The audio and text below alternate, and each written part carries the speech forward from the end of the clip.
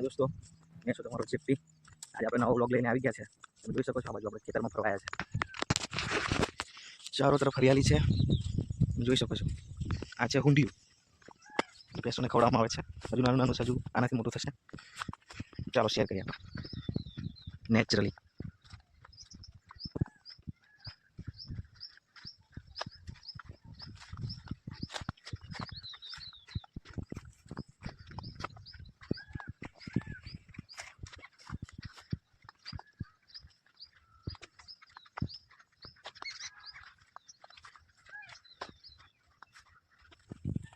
તમે જોઈ શકો છો રસ્તો કેટલો ખતરનાક છે. અહીંથી પગ લપસે તો પડી જવાય. વરસાદના કારણે આવું ધોધ જેવું થઈ ગયું છે. આપણે ઉપર ચડી રહ્યા છે. ખેતરમાં કશું કર્યું નહીં હજુ. જોઈ શકો છો તમે, પડતર છે હમણાં. દિવેલા દેખાય, હજુ બહુ નાના છે. મિત્રો જોઈ શકો છો, આ છે લીમડાનું ઝાડ, જેને હિન્દીમાં નીમ કા પેડ એસા બોલતે. આ કપાસ છે.